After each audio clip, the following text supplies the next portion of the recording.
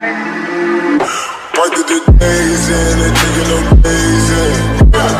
Don't need a vacation, I need a replacement. So the lights out soon as we came in. Hey, what is up, you guys? It's your boy Astrox. In today's video, I'm just gonna be talking about Kujou Sara. We're gonna be taking a quick look on how she is built, what you can do for her, how to build for her, and etc. Right? So, for some of you that already may know, Kujou Sara, right, in her E ability, she's able to buff, the attack for, your characters, for the party and your characters. Either it can buff, her, or if you switch out to another character quickly on time, it can buff out that specific character. So, I'm just going to be talking about, there's two different ways that you can build her. Strictly one of them, which is probably the safest bet for now, will be the 4-piece of Severed Emblem Fate, which, as you can tell below, if I go to my Kaching, who is basically my makeshift Radiant Shogun, she has a 4-piece of, Emblem Severed Fate, and at a 4-piece, increases elemental burst damage by 25% of energy recharge, a maximum of 75%. Bonus damage can be attained this way. You can also do this for her, or as well, if you can go to Bennett, right, and if you give him a 4-piece Noblesse set, right, which also give him, 4Ps using it. Elemental burst increases all party members' attack by 20% for 12 seconds. This effect cannot stack.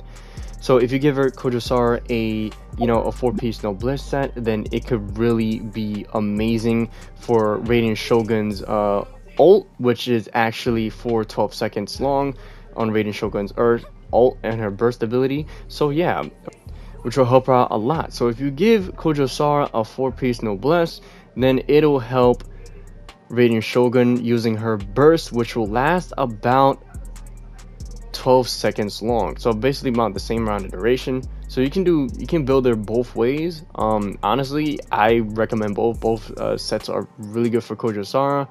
And in terms of talents, right, if you go to the talents and whatnot, I would recommend, well, this is totally up to you. If you want her to dish out as much damage as possible, then I would recommend, leveling up her ult first, right, her burst damage. And if you want her to buff your party's attack more, then I would recommend, leveling up her E skill.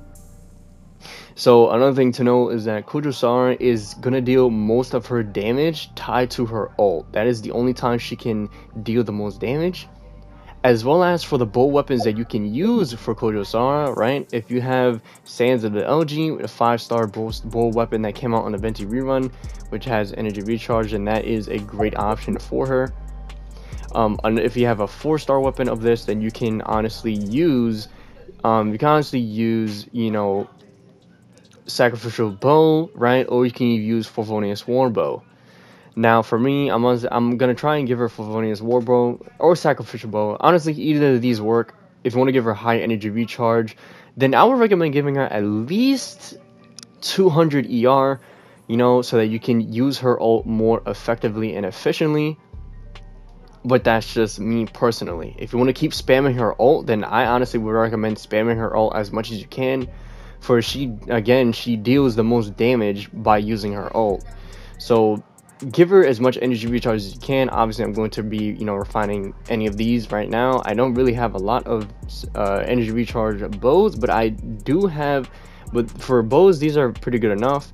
So you can definitely expect, from Favonius Warbow, it has more energy recharge at its base rather than Sacrificial Bow. So obviously, Favonius Warbow is the better option. Crit hits have a 60% chance to generate a small amount of elemental particles, which regenerates 6 energy for the character. Can only occur once every 12 seconds. And this will be a great 4-star weapon in order to have Kujou Sara spam her ult as much as possible. So again, if you are summoning on Radiant Shogun's banner and you get both Radiant Shogun and Kujou Sara and having both of them on the same team, then it will be very great for Radiant Shogun. But that is the most based on how nutty, your sub rolls are for your artifacts. If you ever get like, godly artifacts and whatnot. But yeah, that's basically it for this video. If I missed out anything, then please let me know. All I'm saying is that basically you should build Kujou Sara to dish out as much damage as possible, relying on her ult or her attack. The Noblesse is more for a supportive role, and for a damage role, it will be for the Severed of Ember of Fate if you want to spam her ult as much as possible and give her the most energy recharge. So yeah, that's basically the wrap up for this video on what you guys need to know about Kujou Sara before summoning on her for her, right? And yeah, that's just pretty much it. Honestly, cannot wait for Kujou Sara to come out. She's gonna be one of my favorites. You know, one of my favorite 4-star units to become to the game that is a support. And yeah, another thing to know, remember Kujou Sara isn't going to be, you know, much of a DPS. You know, again, like I said, the only amount of damage, crazy damage that she can do is actually with her ult. And to be fair, if you actually buff Kujou Sara, right, if you use her E skill, right, and then that crow, right, and the crow explosion, right, and since it will buff her attack, if you don't decide to switch to any other character and give Kujou Sara her own buff, then Kujou Sara can deal a whole bunch more damage just by giving herself a buff. So yeah, definitely would be a very exciting unit to use, and I cannot wait for her to come out. So tell me what you guys think about the famous General Bob cut. Because Kujou Sara got that great bob cuts. And yeah, I'll catch you guys in the next one. Peace.